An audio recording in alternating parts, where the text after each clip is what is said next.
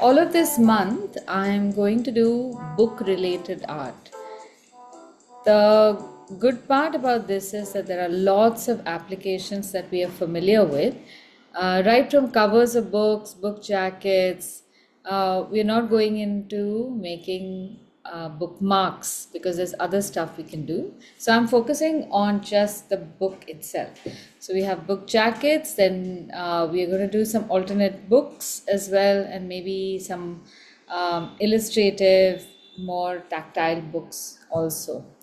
So we will be doing a lot of craft things, cutting, pasting, scissors, whatnot. So if you've got your craft material, get your cutting board and everything out. This is one of those few occasions where we'll end up doing a lot of crafty stuff, and it's good once in a while. It just changes things a little bit. So illustration is a little less this time. It's more about creating the form. And once you understand the form, obviously we've done so many classes of all sorts of stuff, you can then build the illustration in any form you want to. So let me show you the materials that we will need today, other than our regular paper, pencil, whatnot. So you need a book that's about the height of your paper. Just a little bit more is fine, as in the paper being a little taller or longer is fine.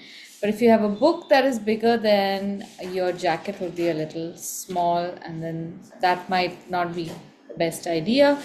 But in that case, if you have a taller book, there is the option of pasting the papers along the length.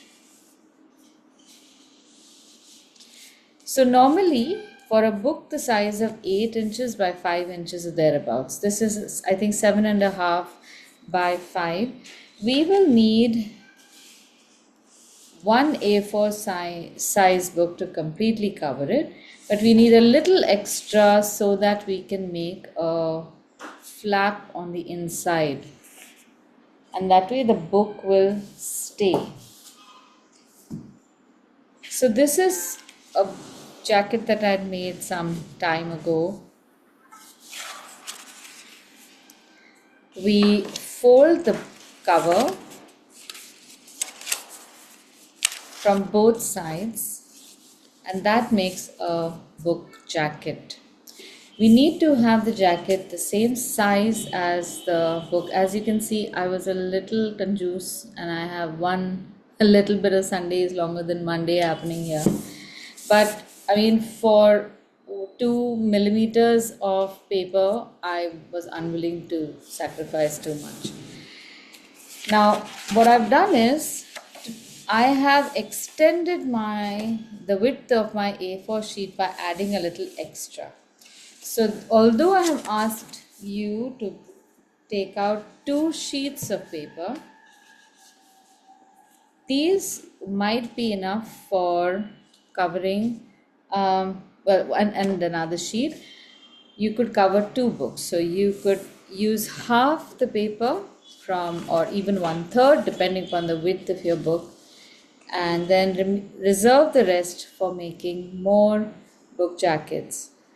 So at the beginning, we are just going to paste these two. Don't cut anything. Since glue will take a little long to dry, we are going to paste the 2 sheets together,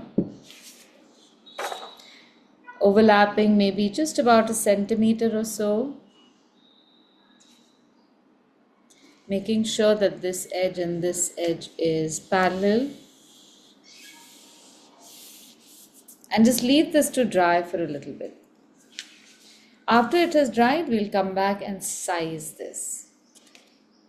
Aditi, my book is little taller than the paper.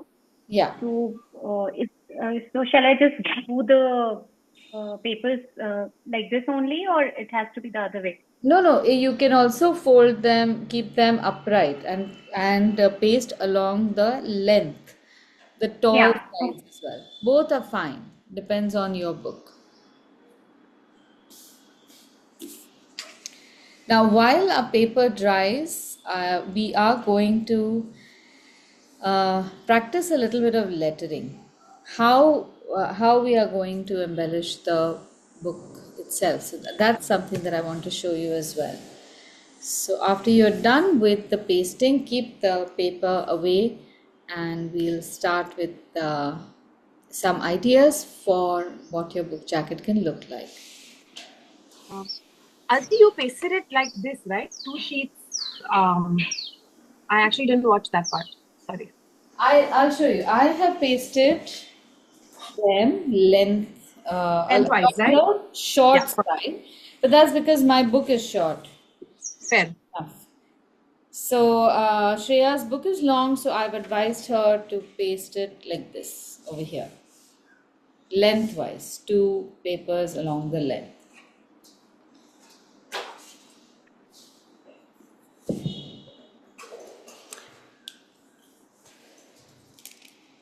So this one book, I remember reading it about 22 years ago, and the trauma that it gave me was unforgettable.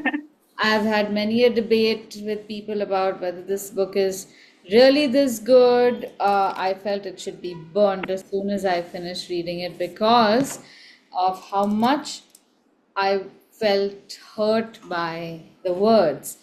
Really powerful book, and now they made I think 6 episode series on Netflix also. I'm saving Yeah. it to Yes, yes. Yeah. I saving was it gonna to say watch that. it, binge watch it in one day. I don't think I can watch this episode by episode.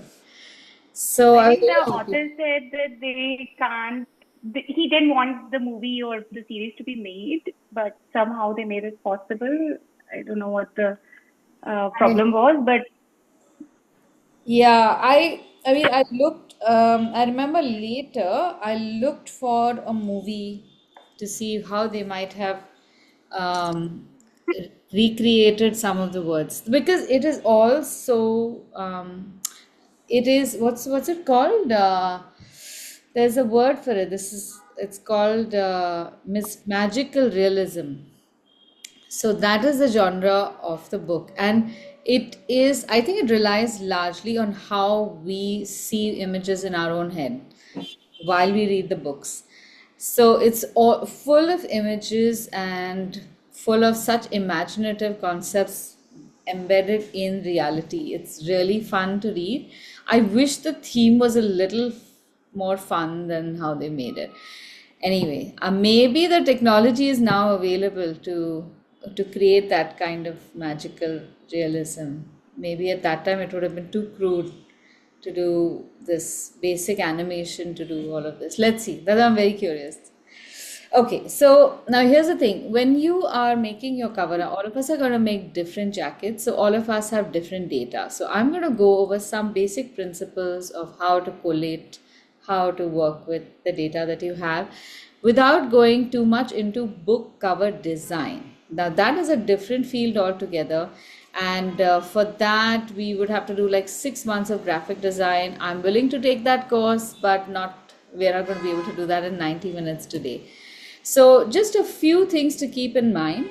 The In this case, the book jacket is yours. So you are the owner of the book. You have to keep this in your library. So you get to decide how the cover looks. Once that is clear, you can pull in all sorts of techniques, materials, colors, and make the book jacket match or fit into your library the way you see it. So often you will see books laid on their side so that you can see the spine. And there are cases in which many book covers or jackets are made at home in such a way that there's one design that carries through all the spines, and it may or may not be related to the cover even. It can just be a beautiful scene or something, so you know exactly which books are kept over where, in what section. So if one book is missing, you know what part of the scene is missing. So this requires a lot of planning, but as always, you can take any art or any craft and go to the nth degree The way to go about that is to look at every bit and think, what can I do that is going to make it different? What function does this side or the front or the back perform? And how can I manipulate it to make it mine, make it a signature of me, or make it something that is more relevant to me and my use of the object? That is the whole point of a DIY project. Now, in this case, we're going to start off simple. We need to know the name of the book and the author. Many times, books will have the name. If it's a non-fiction book, it'll often have also a subtitle or a tagline. It would have some blurbs that give you an idea of where it ranks in terms of other books. It might also give you name of an illustrator, that is the book you choose. So the cover is meant to sell the book to the buyer. But in your case, the cover is meant to remind you to pick up the book and read it again. So that is why you have kept the book in your bookshelf in the first place. You can decide what picture you want on the cover. And for that, if you feel you need to read the book again, please go ahead and read parts of your book as well. Now, in this case, since these are the books that I have done, I'll just show you a sample so that will get your imagination going a little bit. This book is about understanding the logic of consumer India. This is total non-fiction. The picture was used on the cover is just a bustling road in India. And somewhere as I was reading parts of the book, in order to make the cover, I came across a passage that compared Indians to a rickshaw. And I found it quite interesting. Not all Indians, but Indian businesses for the most part. And they said that they're very successful businesses, but sometimes when you look at the business, it seems like it's just bits and pieces that have been banged up together. There isn't any formal, it's not like a Ferrari where someone sat and thought out a wonderful plan and then of course it's going to behave the way it is designed. This one just works and nobody knows why or how. And I felt that was very, if nothing else, this is the one symbol that we can use for India. So thinking from a graphic designer's point of view, this is what I came up with. And I went ahead and also put a little bull in the back, tying it a little bit to how the bull works in economy. And I really love these decorated bulls, which are also a very Indian thing. One extra thing I did also was to draw this barcode. It is not accurate. You won't be able to get anything from this barcode.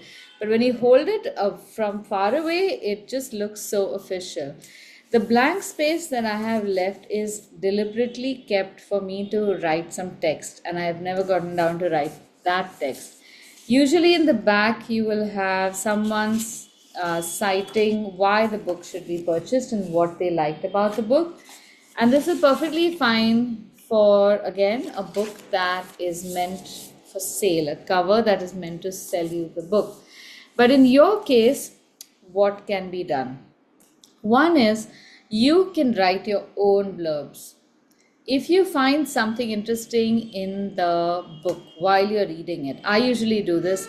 I read a book with post-its next to me. So if I find an interesting quote, I'll write it on the post-it and post it on the page so that I can read the passage again. All those post-its together can be selected and then shortlisted and put maybe 4 or 5 blurbs around the back. The second is that once you have read the book and you've written your impression or some quotes from the book, the next person who picks this with the jacket knows what you like about it. And if they are going to borrow the book from you, they have your recommendation. A third idea is, suppose you're gifting a book that you have read to someone and you would like that person to pick up what from the book. That can be a theme that you can choose, especially if it's a young person. Just the other day, I was talking about a book called The Story of Philosophy by Will Durant. I was telling my younger daughter that every creative person should read that book, because when you understand philosophy, you understand purpose. And with art and design, having a purpose for your product gives you a certain momentum that you don't then have to rely on people around you to appreciate your work. You are on your own track. Now, this I could have easily put on a book jacket and written this in the back. This is a story of so and so number of philosophers. They go from this age to that age, and this is what they're trying to tell you, and I hope you like it. So the stuff that you would write on a card when gifting the book is what you could write on the back of the book, and this can always remain on the book, and it becomes so personal. Now, if you want to add to that further, it does not have to be one person's impression. If it is a book that the family has read and there's a new member in the family, again, especially children, you could have a little something written by the grandparents, by the parents, siblings, uncles, aunts, and then again, the book jacket becomes much more special for the child when they get this gift. So these are just a few ideas. We have so much of space and we have lots of words, so you can just take it up from there. Now let's get down to the nitty-gritties. How are we going to do all of this? Let's start with first the name of the book. Oh, 1 minute. Before we get there, I wanted to show you some others that I've done. These two I really liked. These are made on black paper with white pen. Nothing in the back, but I've written the name on the spine. I especially like this because they're almost minimal, but not totally minimalistic, but a style that I'm comfortable with. Something like this, which I wanted to make a cover for, but I did not know how to. I don't know how to make pictures for non-fiction books, so I just focused on lettering. I usually make the lettering on the spine, but sometimes I leave the back blank. Then, instead of keeping it just completely blank, just a few lines and colors are also fine when you are covering up non-fiction books. Now this one we covered in the class I started just last week for the US batch, and one of them was covering her daughter's book. It was a story about a whale. So I wanted to show her how to draw a whale, and all the others, all of us had these non-fiction nonsense books. So I said, you have a visual, we are all going to make illustrations based on that visual. So we have actually made an oceanscape, and she landed up making a whale jumping up from maybe over here, and then in this same manner, she has written the name of the book. But when I write it like this, our brains are designed to try to make sense. So even if this is just a graphic, your brain is probably thinking, okay, is this talking about global warming or something to do with water, or is packaging going to be water, or is it going to be eco-friendly? And that's good enough. We are not, again, you're not designing this for a market, so you don't have to stress too much. Then you may have a book like this which has a theme. So in this one, I just took bits and pieces from the cover itself. I chose to focus on the skin and the tattoo, made that the backdrop, and then just wrote the text on top of it. And this is good enough. And then if you are at a loss, you have no idea what to draw, if you feel I can't draw all these things, just draw what you like and what you want. This had nothing to do with flowers, but I chose to make this. This is one of my favorite book jackets. It looks so lovely. And imagine if I make all these pretty flowers on the spine, my bookshelf is going to look so cute. So it's up to you how you want to make the cover. And even something like this can look really nice. Aditi, you've set the standard so high. Now I'm feeling all like, where do I even start? Why do I even have to bother? No, Exactly. it's no. I'm gonna go with a blob of blue So and let it stumped. white. This was just to give you an idea. So we'll make a very simple one with flowers. I'm telling you, it will work. Okay. So I'm going to show you a few lettering styles that are easy to do. And of course, I'm going to plug in my lettering book also, in which there are 125 lettering styles that are really good. I'll do one from that and I'll show you how easy it is. Why have you never plugged it in before? I didn't know you had a lettering book. Oh, that's because I don't know how to do these things.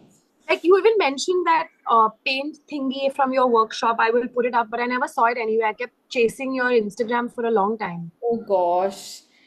What is the paint thingy now? Is it the palette? Ah, yes. Yeah, okay, now the palettes are available, so Ah. now you can order them. Yeah, I wish I knew. Yes, I needed that palette. All right, so at the end of the class, I'm just going to take orders from everyone and I'm going to start sending because now they're here and I have a box in which I can parcel it and send it out and it won't get damaged. So And the small A5 you had said from your trip, where did that all go? I forgot. My goodness, thank it's God they didn't just go out of stock or something. no, it's You all want here. me to be your broadcast manager?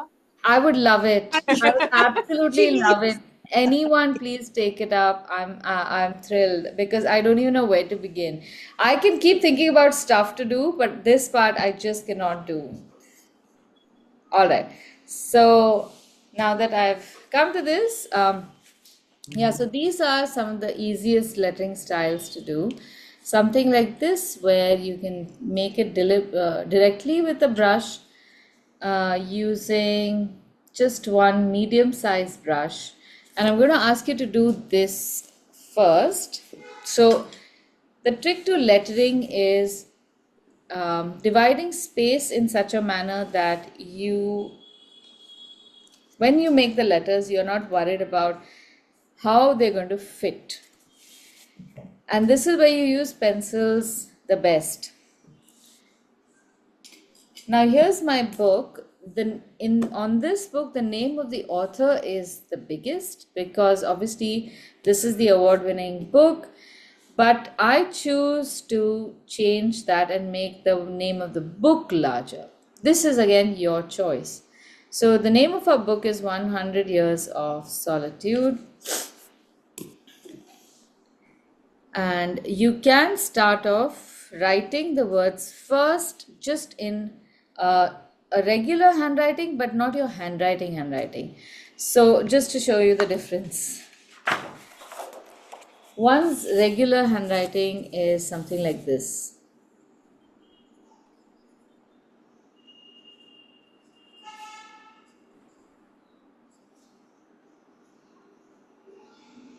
And this is not really going to help you because this is something like jotting stuff down. What I want you to do is, you don't have to make fancy letters, but try writing consciously. Make sure that your shapes are even. This is not the final text, but this will start warming up your hand to drawing letters, to drawing in anything, not just letters. The speed will help you start understanding space while you're doing this. And with space, then you can understand distribution of space, placement, composition.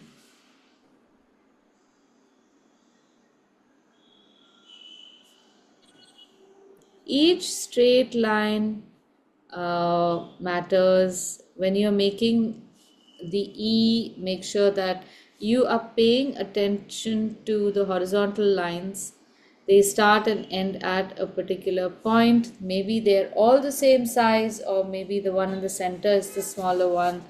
Whatever you do, try to make these letters look like jewels.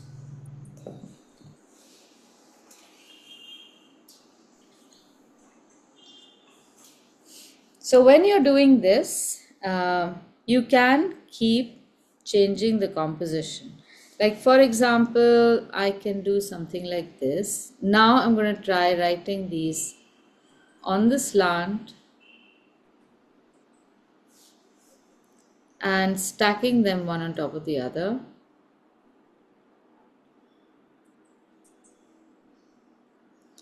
Now it so happens that my one has gone a little to the left, so I'm going to balance this out by making the word years a little to the right. So the I moves pleasantly, and then I can put off somewhere here. I could have also written years off over here and then put solitude.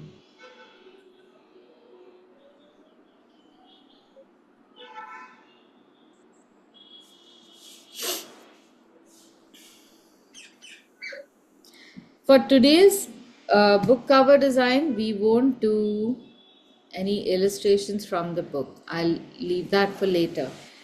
So today I'm just gonna, whatever your book is, we are going to make roses and flowers and finish it off at that.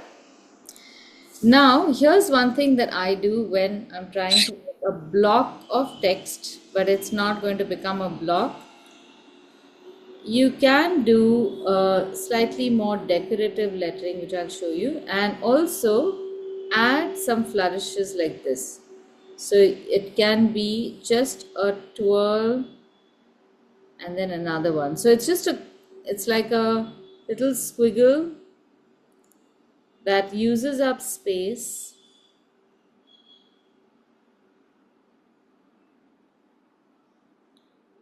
and kind of just blocks this space.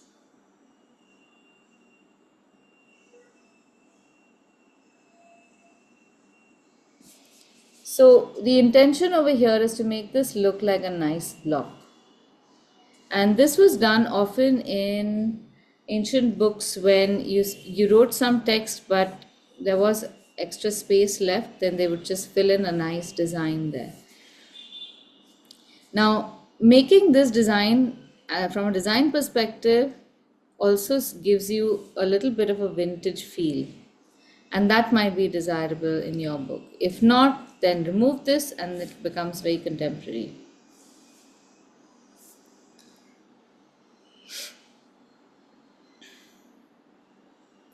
Now, writing the name of the author. Here again, I could probably write it below and a little smaller, a little spaced apart.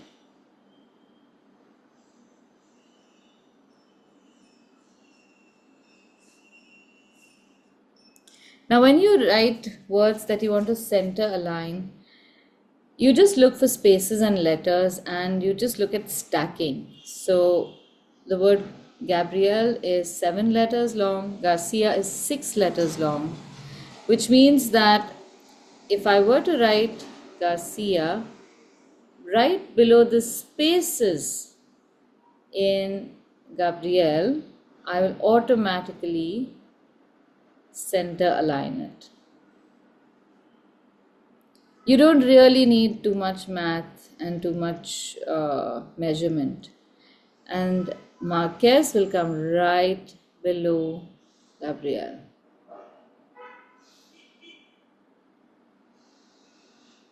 And if we want to, we can make it like this.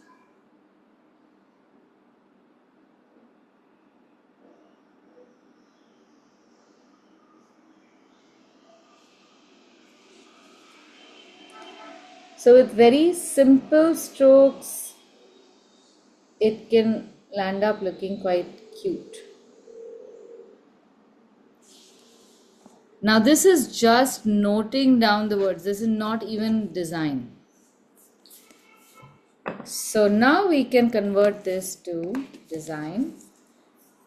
I have quite a few styles here. Many of them are just simple, making block letters like these.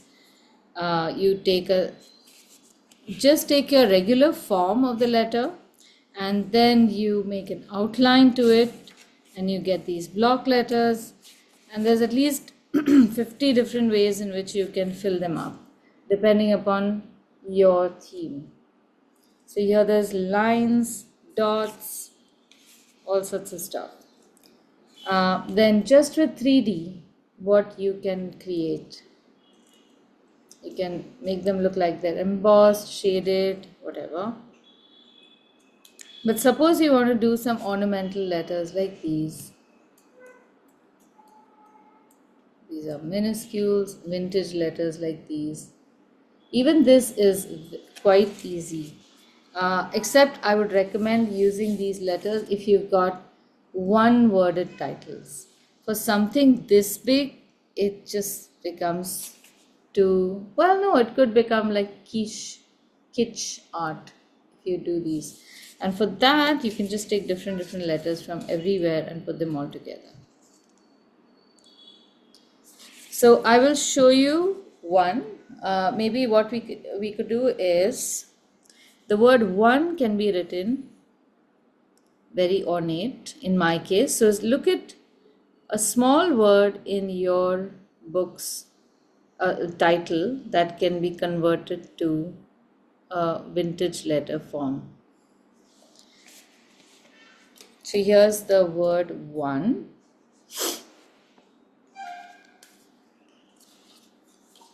To make it a vintage style, we need to put in some changes to the skeletal form, where we will be adding a wedge or like a crown or a tail. So for O, we just put a horizontal line along the middle. For N, again horizontal line, and one horizontal line for E. All these places will get a wedge. And then for N, we put chicken legs on the crown, on this joint, and on the edges. But for the E, we are going to convert it a different way. We will make this chicken leg form on the top, but remove the horizontal line, make the chicken foot on the right and extend that line downward. So we are going to ignore the horizontal line. I'm going to do this again so you know what I'm talking about. Later in March, we are doing lettering. So I will be covering many of these things in more detail during that whole month. So this is the conversion of the E. And you can also put one little flourish on the outside, not two, because otherwise it becomes very bulky. So this is our skeletal form. And if you have any one word which you want the focus on, you can make this and make this very, very ornate. Now we drop lines parallel to the existing letter form, except when it comes to these additions. And in that case, we will go around the addition. So this is like putting skin over your elbow. It will stick out a little bit. On the top, you will create a shape like this. You will have an inverted V shape and then a V that tilts a little to the right and to the left. In some cases, it might actually look like chicken feet. So let it be. My letters are reasonably thick.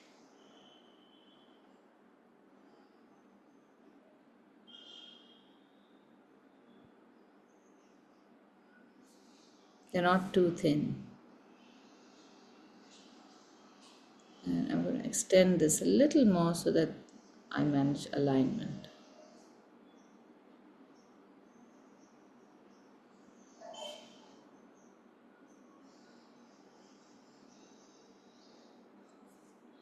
Now for the center, we can make chicken feet here and create this very elegant, almost like a part fleur-de-lis shape.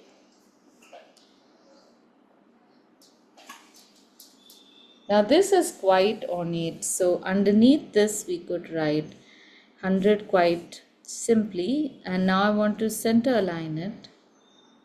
So I'm going to divide this space to accommodate these 7 letters. So my H is going to be aligned here, D is aligned to the right, and the one D is right in the middle. And in this space I have to put 2 letters each.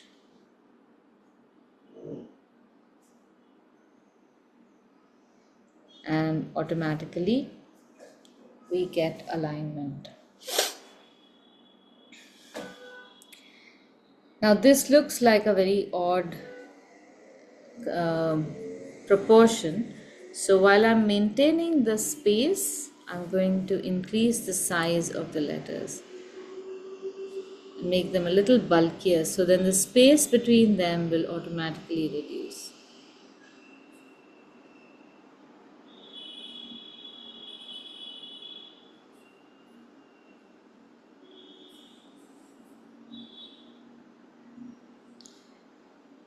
The word years will come right under in a sense.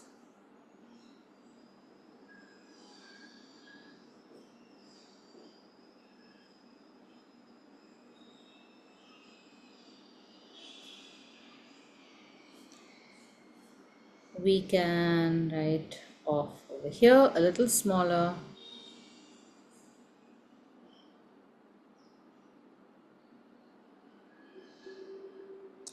And now here's something interesting we can do. For the S, we can make it like a drop cap. A drop cap is a capital letter at the start of a statement or a block of text which is more ornate and slightly taller. So for the S, this is how we make the skeletal form.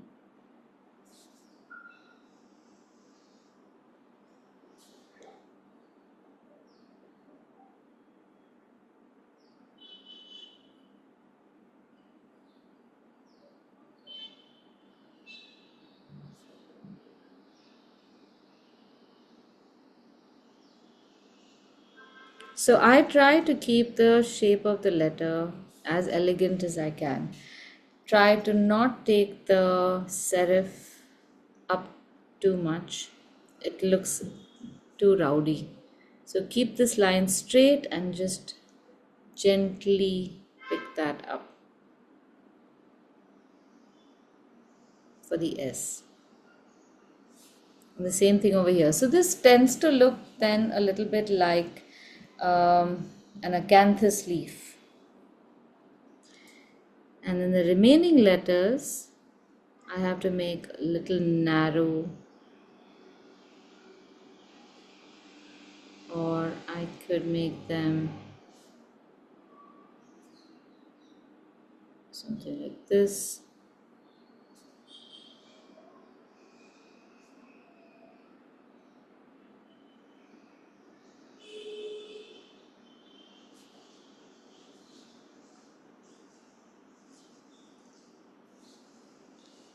And this might become interesting as well.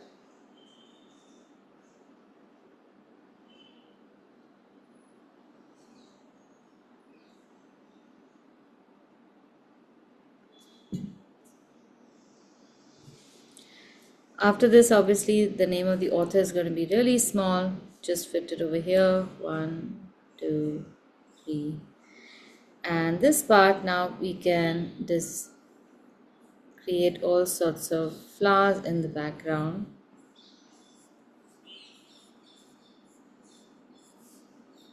I don't even know if roses feature in the book, but as long as the cover looks interesting and you've had fun making it, I don't think Mr.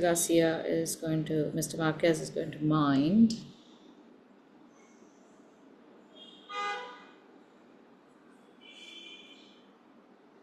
Okay? Okay, now do you want to take some time and apply the same thing to your books? I'm assuming that everyone has tried to make this cover. Unless you all have this book, maybe you can do some of this in your book title. Is that, have I guessed right, or have you made it on your books and then we can move on to the cover? So, Aditi, my book is Celtic fairy tales. Okay. I thought maybe I could do some kind of for Celtic writing in the same thing, like, in the same block, and then Yeah. do the flowers or something more Irish in flowers, or just girls, like you do flourishes. You could. So I'll show you how Yeah. the And Celtic you had, I think, works. last one taught Celtic knots or something, not that. Yes. You missed just that one.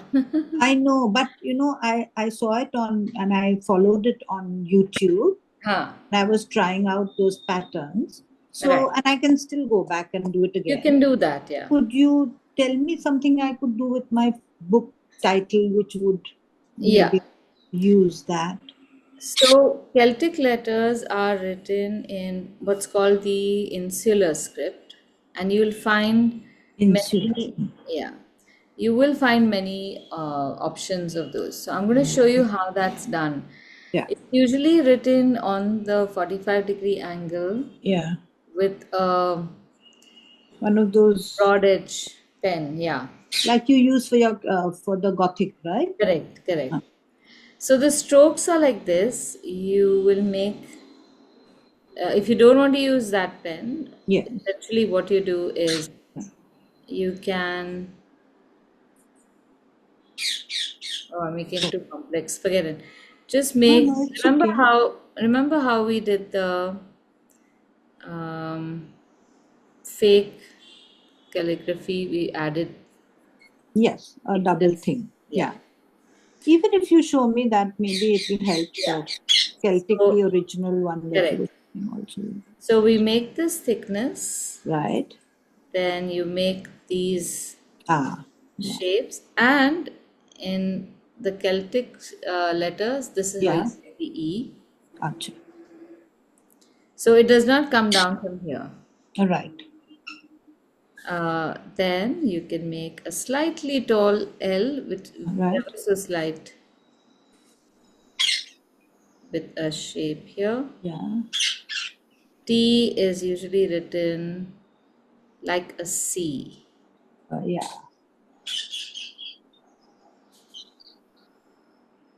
Oh, nice. Yeah. The I is just a small stem, and that's it. The C is the same. It's,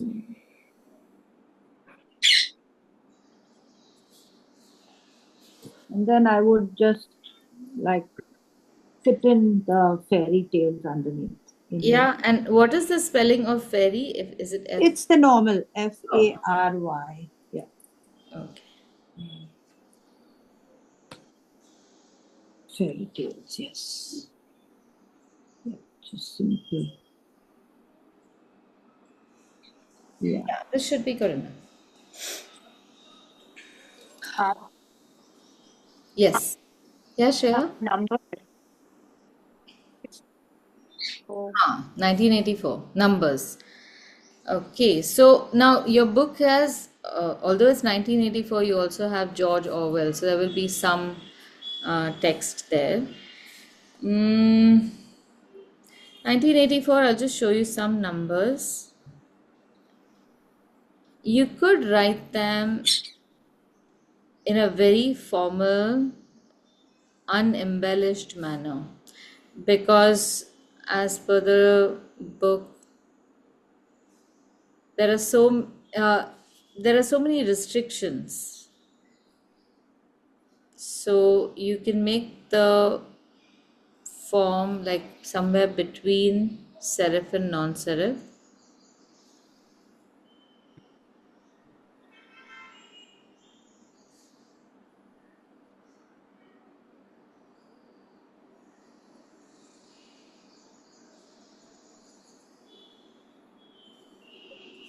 And you could do something like this also.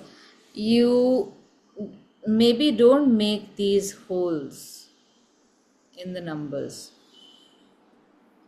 Your numbers will still look like 1984, but they will look like something missing. At least my interpretation of the book was the terror of control. Yeah. So in this form, at least I feel I see a certain blindness, and the authorities, obviously, in the book are happy to keep citizens blind to some extent. So this creates a little bit of unease in the book cover. Now I'm getting into the book design area. But in some cases, something simple and crude actually works for the story.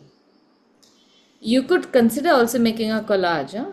Different colors, and you place them not in a straight line. Now, in this, you can write George Orwell can be written large, just if you want to put some text. And even that can be written very close and very large and very crowded. So you can write something like this.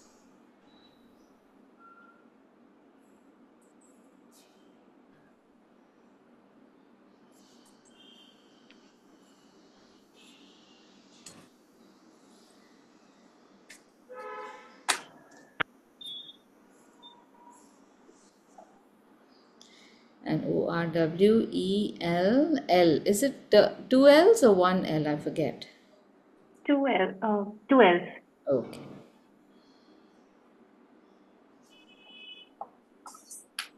So these letters to me seem like those very intrusive letters. They are too close, they're not giving you personal space.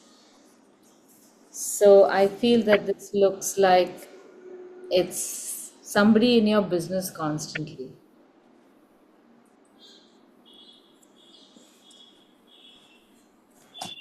Okay, is everyone now clear on your final design?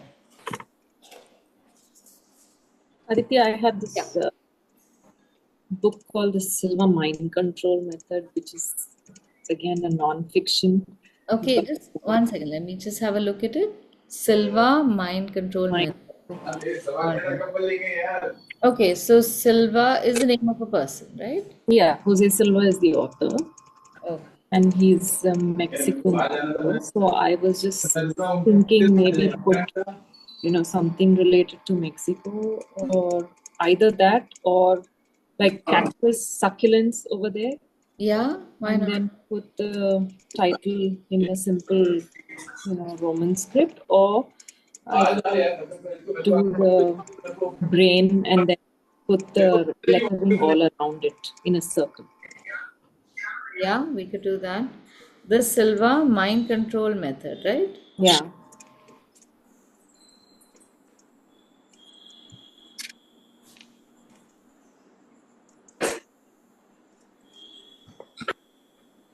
So you could make a very nice, just a desert landscape with a cactus. That is one option.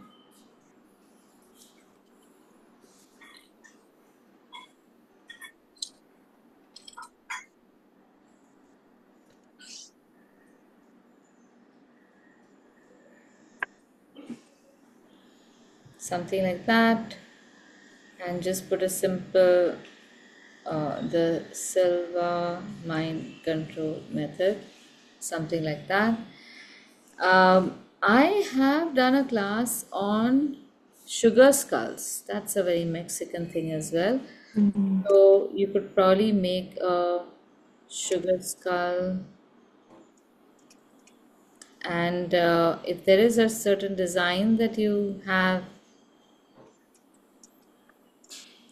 that you could cover the sugar skull with, then that might also look more striking because of the design. Just having a skull. And you could do something like this.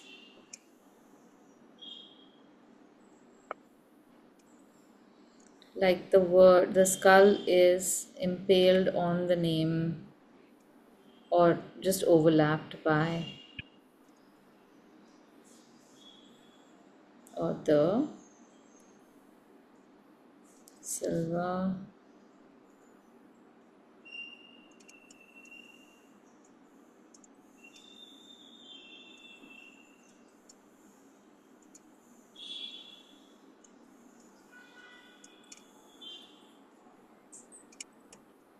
Something like this.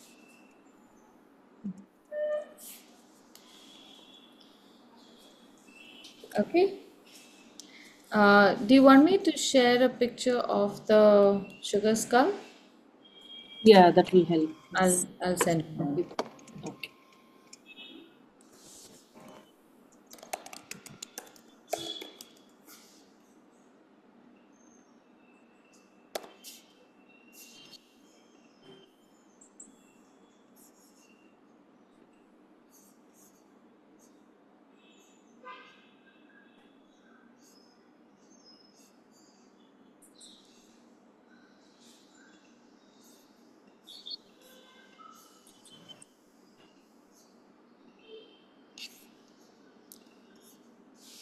Oh, 1 second, Bhavani. Let Would me this work? one minute. Huh. Yeah, M and the big boom. Big whom?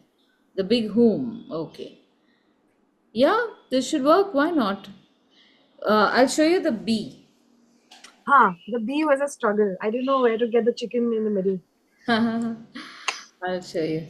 All the letters which extend outward from the main stem, you do only 1 foot on the chicken. So one toe on the chicken leg, and the other one becomes that curve. So this can become the P.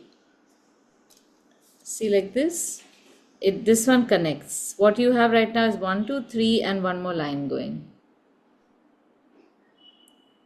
So this can become the P, it can become the R, and it can become the B. And it doesn't come in join here straight, it comes in joins like this. So then you get some very elegant shapes. I have spent 4 months agonizing over the construction of this part of the letters. I could not bear the thought of not having this fixed.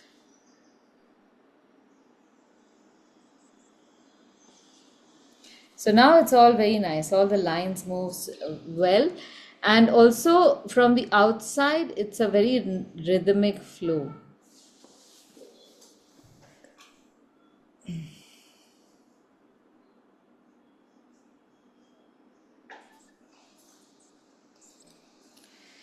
Okay, now we have just half an hour to make our covers. So let's get the jacket out. And this part is really simple.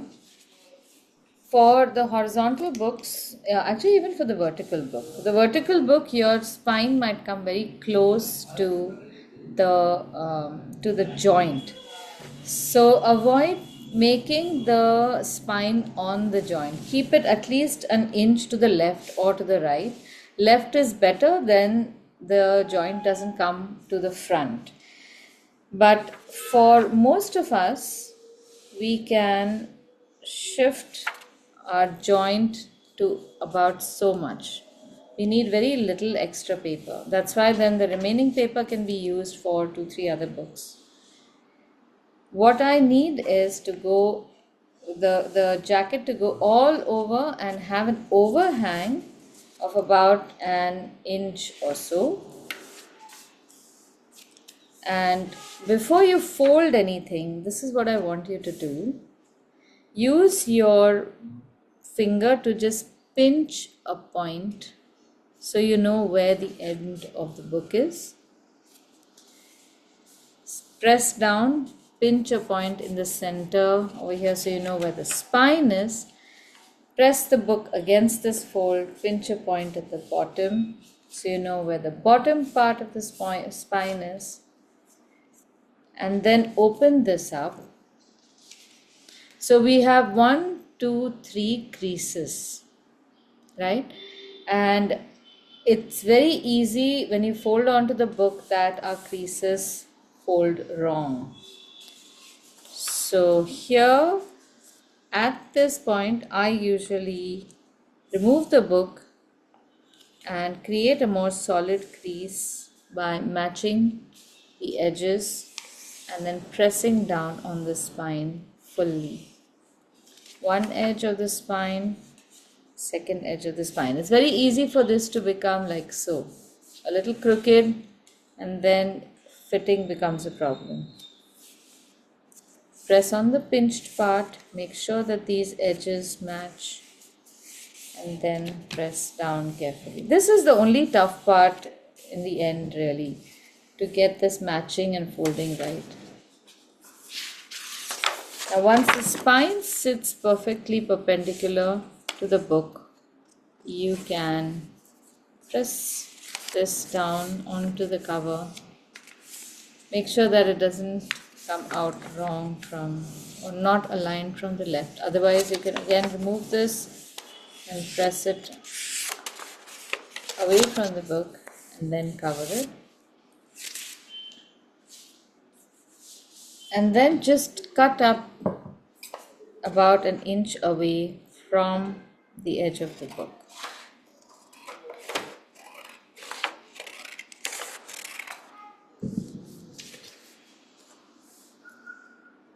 If you want to be really precise, use a cutter and a cutting board and make this edge straight.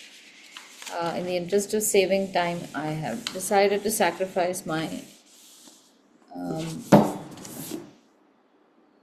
OCD. So my sheet is slightly crooked, but I'm going to live with it. Now here my jacket is about 1 centimeter or so taller than the book. It really doesn't matter. I can even keep it like this in my shelf, or I can cut the excess.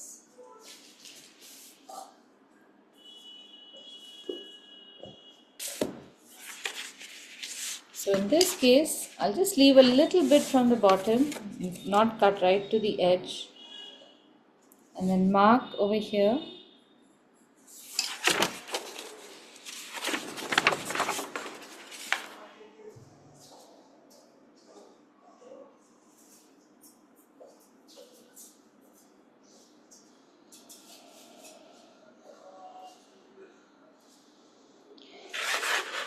And it helps to, if you're using a scale and stuff, it helps to measure and mark in at least 2 places so you can cut a straight line.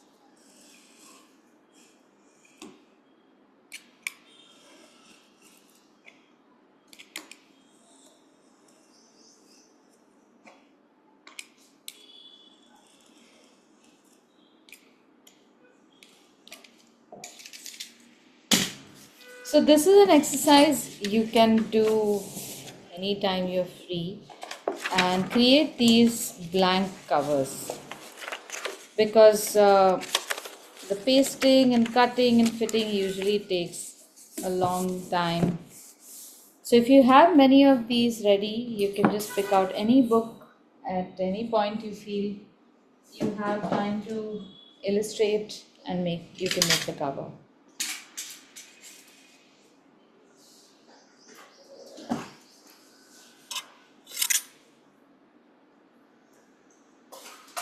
Now once this is done, we can get to recreating our design.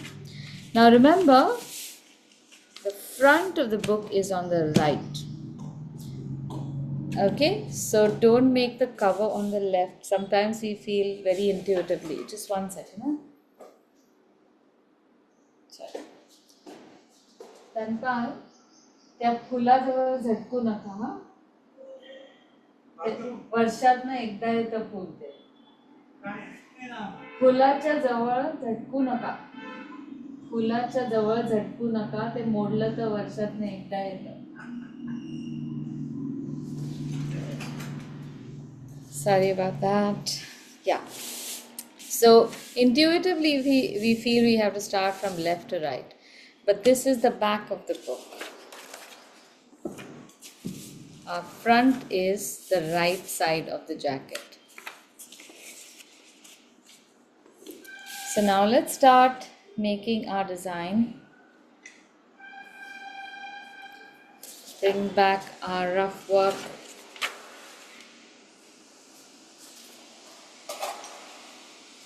So as much as I discourage you from using scales for measuring, in a situation like this, you can of course use scales to measure spaces. As for me, I'm going to recreate this almost to the same size, not too big. So I'm making these lines. Now personally, I enjoy when the letters are not too perfect. I really enjoy handmade letters that look like they're handmade. So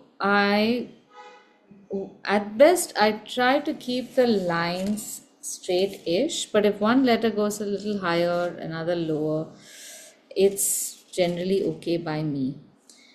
This of course is a personal preference, so if you feel that you would like things to be very perfect, go ahead and make lines with proper measurements from the side.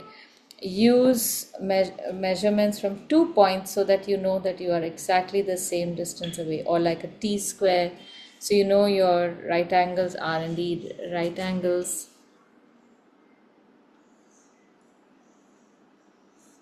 Aditi, Yeah. I want to do my Celtic fairy tales with just one of the knots that you showed. Yes. One knot on top in the middle. Then the name of the book, like you wrote it out, Celtic fairy tales, and then a border underneath that of that Celtic design. Right. So I'll show you how to do that. Yeah. So one design on top can be. Yes. Sorry, let me start off with a square. Yes. And divide the square into 3 equal parts vertically and horizontally. No, Aditi, don't waste time telling me that. I'll go back to yours and I'll ask you. So everybody will, otherwise, everybody will waste their time and they've already done Celtic. Not fair. Okay. So how will it look okay if I do this in the middle of the top of the page, like an old, diamond shaped kind of a knot? Yes. Anyone I'll choose from your lesson. And then under Celtic fairy tales, I do one strip of that border. Will that look good? I would suggest you can also do, you can make the design on top of Celtic and write fairy tales like that. Yes. Or you could write Celtic here. Yes. Make the square design over here, write fairy and tales. Spread it out a little bit. Yes. Yeah. And then you can make a border all along. All the way. Yeah. Or you can make, you can just make a little knotting thing over here, Yes. then again over here, And one line. and then Model you line. can have a much fatter border. Fatter border at the bottom. That's what I wanted to know. And I wanted to do it in, what should I do it in? I mean, should I do it I've done it on white paper. And actually, I wanted like those old books, which have gold, these designs just painted in gold. Yeah, so use a yellow ochre or something Right. that mimics gold very well. Yeah, but I got myself a little pot of gold paint, Huh? Yeah. But white on gold or gold on white will not really be visible unless you use another color and highlight that with gold. Ah, So okay. I would say make this in a black and green Huh? combination. Yes. And then in a few places, like these lines can be made in Yes. gold, Right. and the outline of Celtic can be made in gold. Something Ah, like that. Use gold to just touch. just touch up. Yeah. Okay. So black and green use, because green is the Celtic color. Yes. So outline it in black and then fill up those thick parts with green. Will that look okay? Yeah. No. Yeah, it will. It will look good. Yeah. Yeah. Okay. Done. Thanks. Then Oh, I have something that you're talking about, like same exact colors, black and green. what? Oh my God, 1 minute. Let Gold. me just pin this for you. Oh, this is amazing. Lovely. Yeah, so yeah, you see how this will look.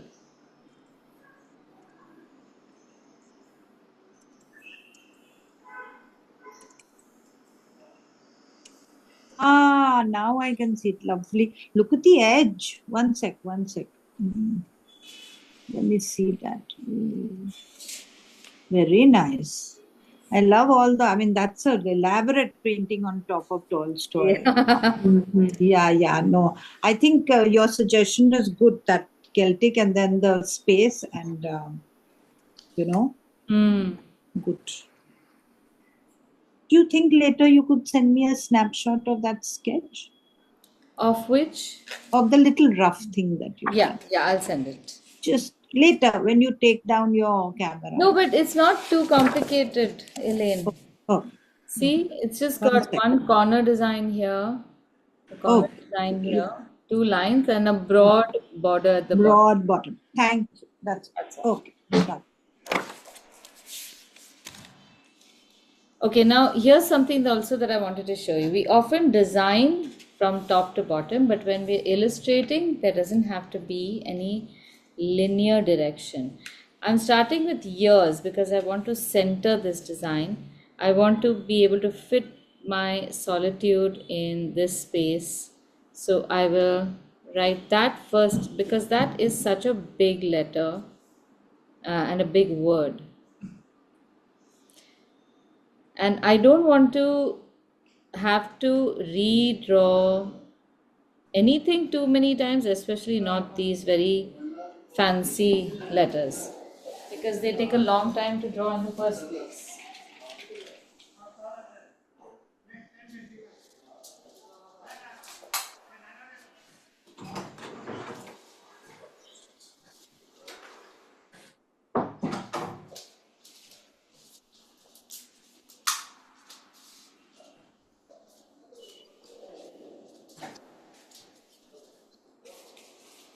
So after I've written years, I will write 100 on top and I'll write 1 above that.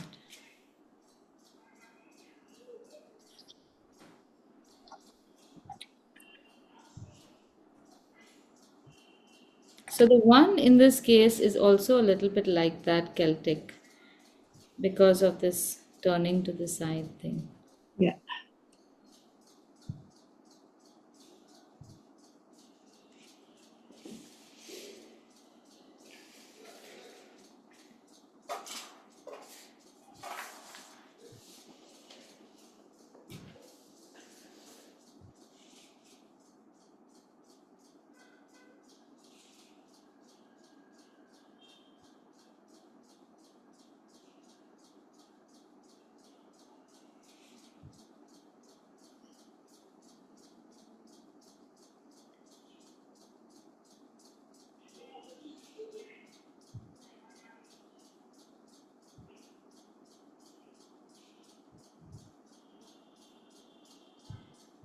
So all these are great projects to practice lettering.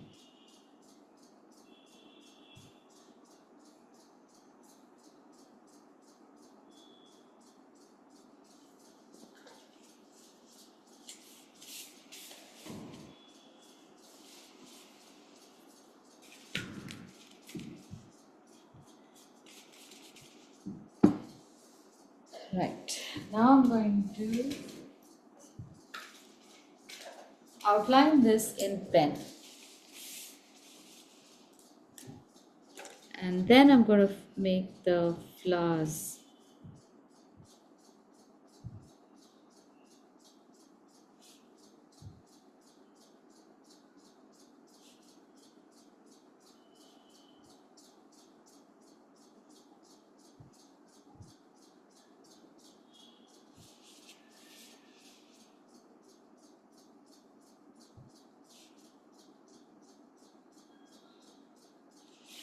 Now this part on top can have 2 or 3 spears, and I have midway decided to change the design and put only 2 spears to this embellishment. Oh, and I also forgot to do that.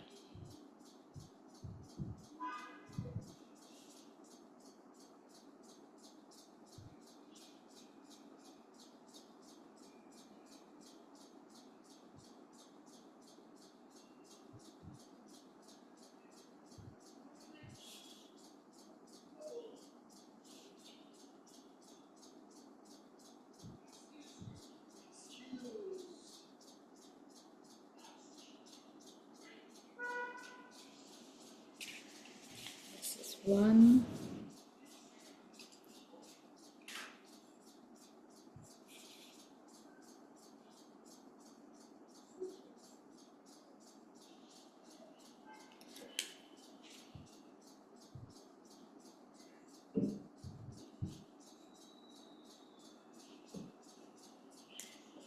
These letters I'm going to create with double line, so they look like block letters.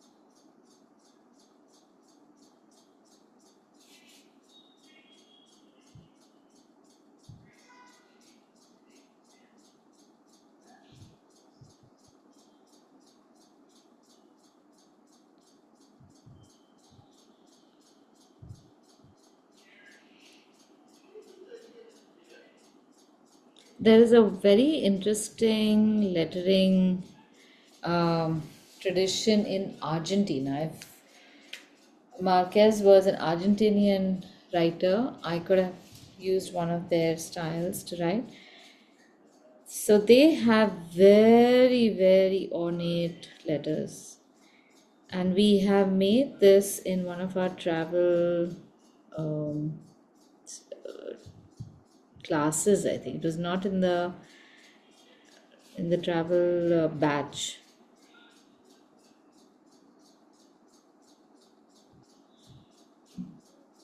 So even street vendors' signs are amazing. I will go to Argentina just to see that. And llamas. And this, I suppose, we'll find on Pinterest or something. What? The ornate This letter? ornate sign, yeah. Or I'll- your Yeah. lesson, maybe. Yeah, that also I should look for the Argentina. I'll share it with you. But let me show you how it looks. Yeah.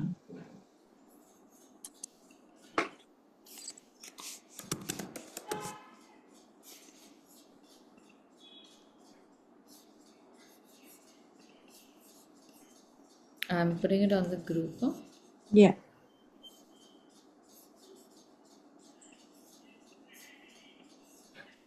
This is the one, right, Aditi, you're talking about? Oh, one second. Oh, let me see. I've shared it on the group.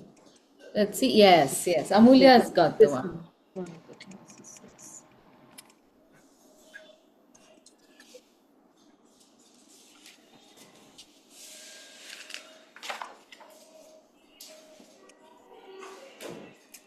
I went very chickeny on my M's. Yeah, I could see that. But I didn't realize, and then it was too late. I saw your N and I was like, oh, that's how I messed up. So yeah, I have a lot of chickens. I think Jerry would be happy. yeah. I remember teaching this in school, and the kids would just crack up every time I said chicken legs. And for some reason, the word is so funny. And the ones who had done the class with me then would go and tell the juniors, ask her to do the chicken leg writing, the chicken leg writing. It's very funny.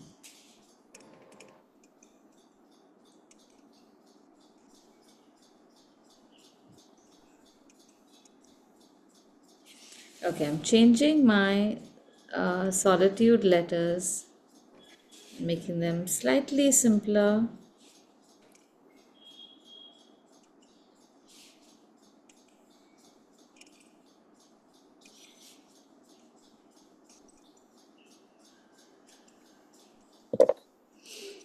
So, doing lettering is literally like doing what you might in gym. Sometimes they give you some exercises which feel like that's really nothing, but they land up exercising either your core or something. I guess you don't even realize exists till you need to use it, and then you can thank that you were taught to do it. So that is how lettering works, the ability to draw parallel lines, for example. Oh, I have gone and changed the E completely. Okay, let me just show you. Teaching moment. I have gone and eaten up the crossbar of the E in my enthusiasm of explaining a concept or an epiphany. So our natural instinct is to quickly write something, then figure out how to delete it or whatever, erase it.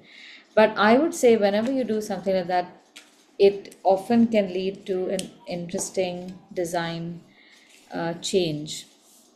So, in the place of this E, I could draw an ant.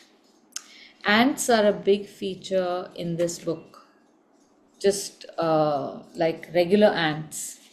So, I could easily make an ant that looks like this, like in a Salvador Dali painting, and I could leave that. So, that becomes one very subtle call back to the story.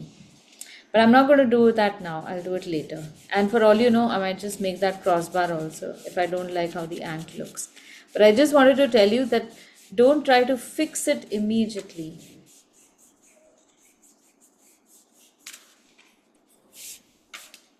Okay, 100 years. Now I have to figure out where to put off. Here's another thing also. In this text distribution now, if I put off over here, it might be too close. I would put off over here. It's not exactly underneath anything.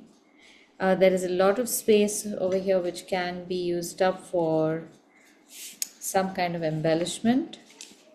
I could also use off over here and make this block complete.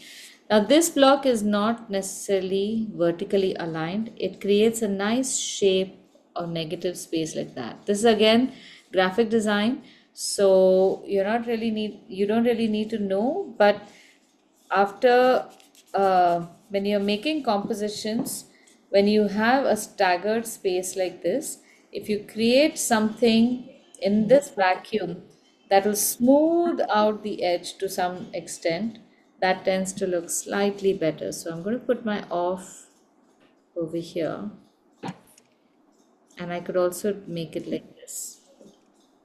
So 100 years of solitude. Yes, the design works.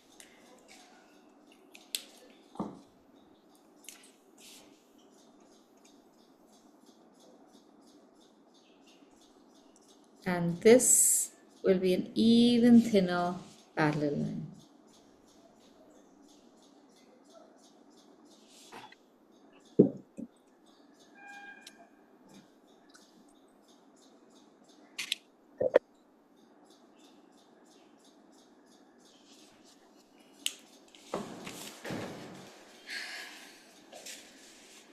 Okay, coloring is now extra. We can color it the way we want to. So I'm not going to spend too much time on that. In the last 5 minutes, I'm going to put the name of the author here. So the roses can be made underneath these letters or indeed even over these letters. Now that I have drawn the letters out, I can make the roses on top and then put a darker color on the letters. So these roses are just blobs of red. You've seen me do those before. They're not very complicated. While I make the spine, I'm going to color the roses up and let them dry. So just plain scarlet blobs.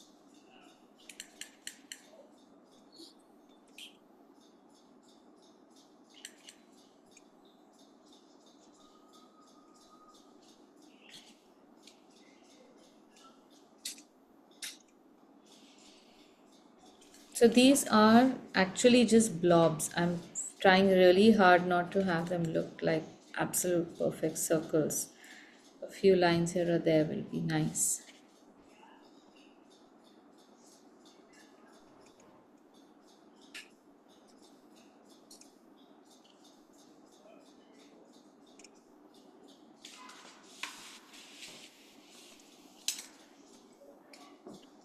And for the side, we can make it slightly simpler.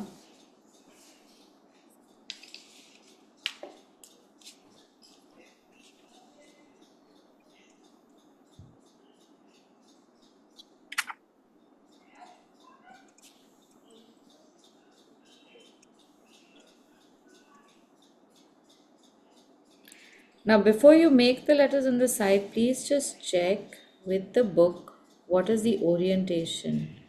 Do you have to turn the book clockwise or anti-clockwise? I have written some spines ulta, where the words start from the bottom, but most books will start from one particular side. You don't have to remember these things. You can just look at the book and make the exact same thing on the spine.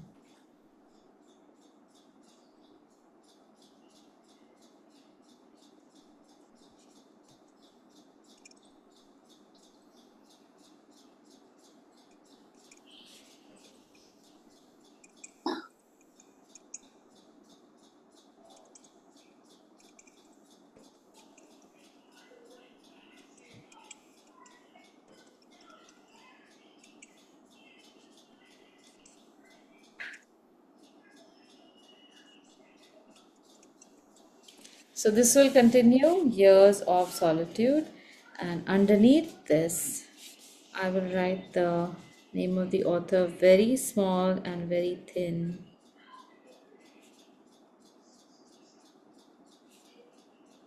Just because I happen to have space like that.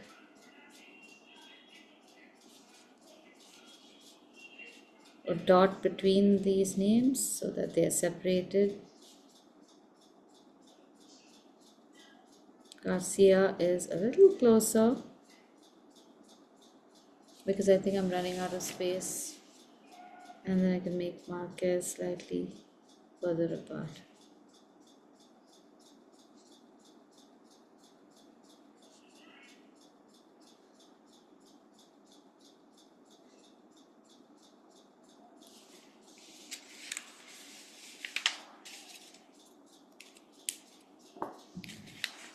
Okay, let's test it out.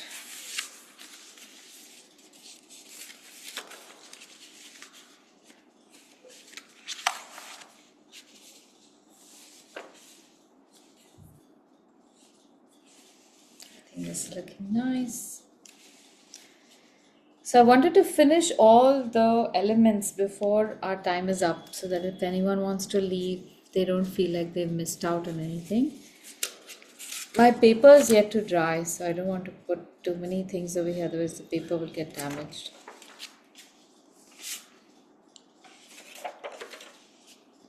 And we can take another 15 minutes if you want. I can continue with this.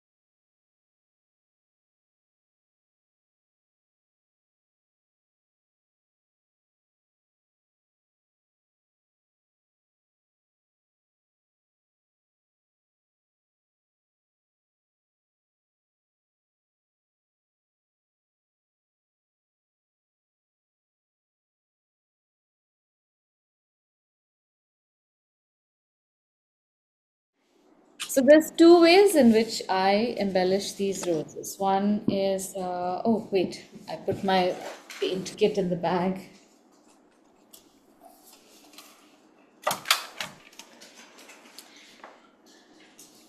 So one technique is to make a slightly deeper color using scarlet and maybe crimson or even burnt umber.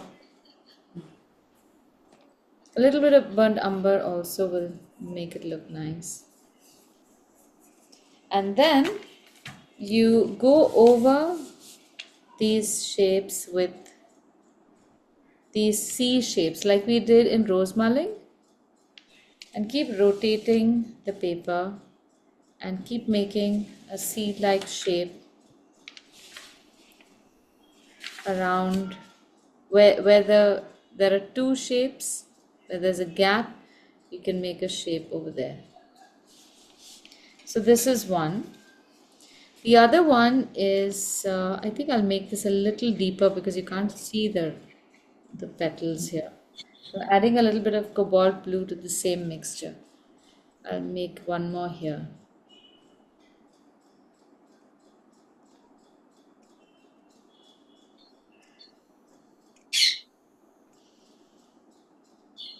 So a lot of it is just brush manipulation, pressing the brush in a few places so that you get a shape like this. And the other technique is to just make swirls. So I'll start off with like a 6, shape of a 6 or a 9. And holding my brush upright, I'll just make a swirl. Oh, And don't make it too perfect, then it doesn't look like a rose.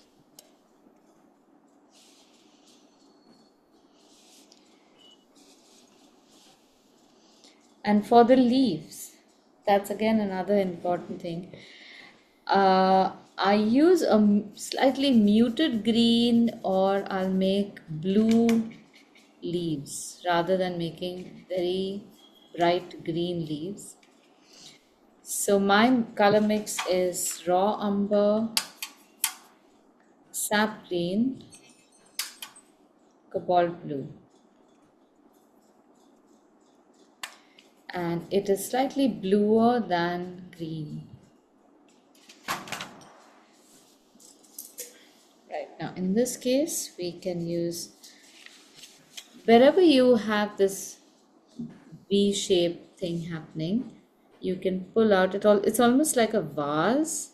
You can pull a line out from there and make your leaves in that shape. So just press the brush down and pick it up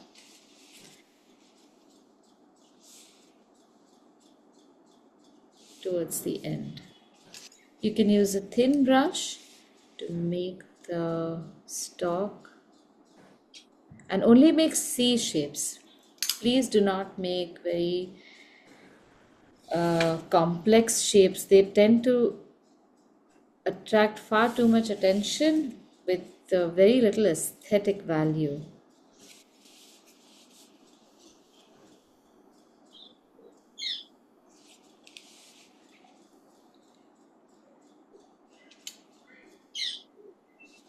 This should look nice.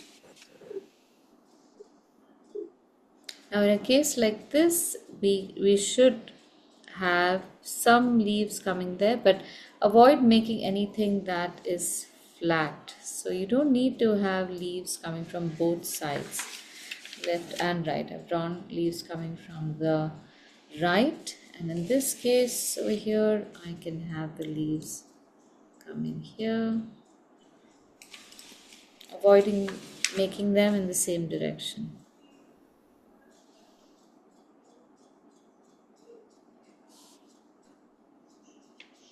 And there will be some overlapping strokes, so please let that happen.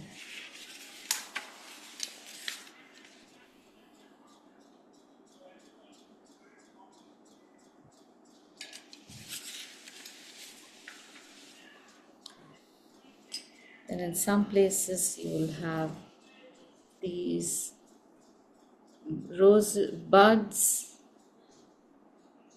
That looks nice too. And they may not all be connected. That's fine too.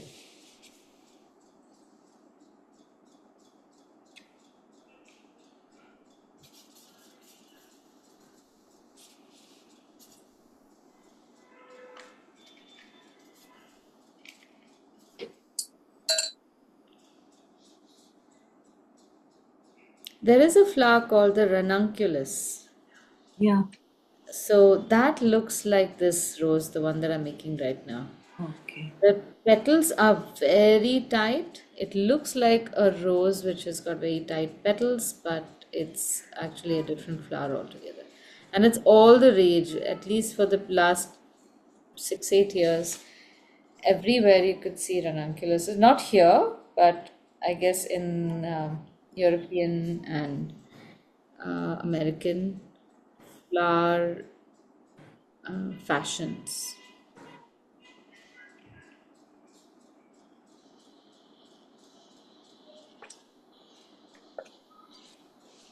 So the odd strokes that you make from the side look like very nice silhouettes of petals.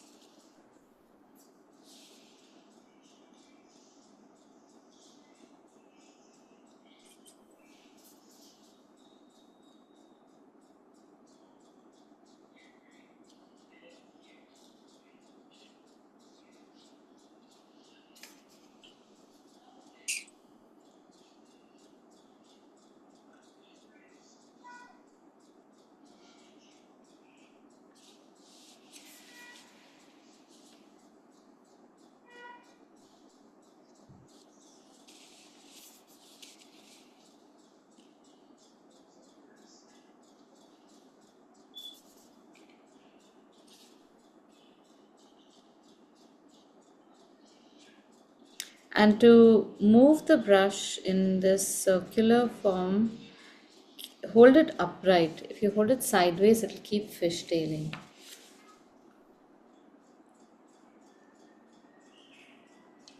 Now I do myself also have a gold pen, and I'm very tempted to make at least one in a gold pen. I may do that, but I'll wait for the colors to dry. Please do. I can see how you use that. No, this one is actually a very troublesome pen Ah, because I bought it thinking that it is a fine tip, but it turns out to be a yeah. calligraphy tip. So Oh, I hate to do this, make them do stuff that they're not meant to do, but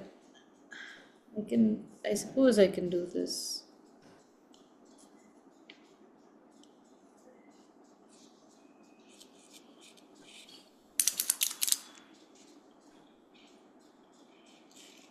oh, I see. We'll do the see through that. Yeah.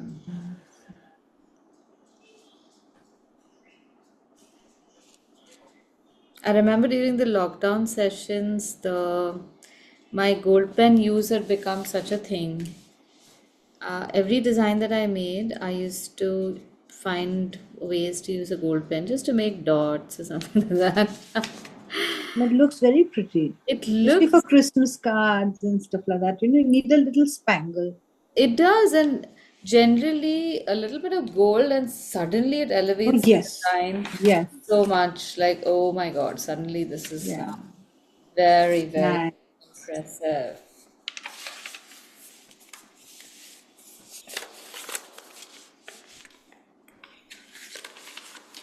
There. Oops. There goes my brush.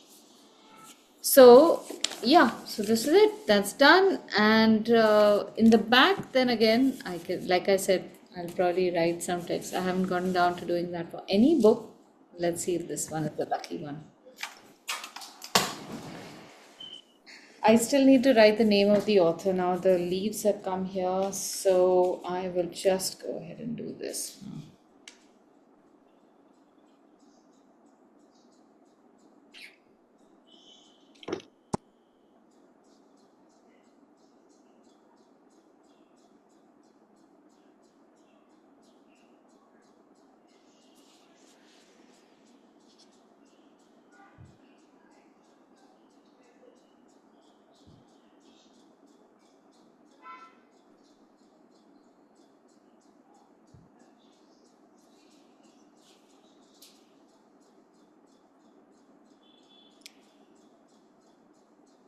Now I have changed the alignment and made them cascading towards the right.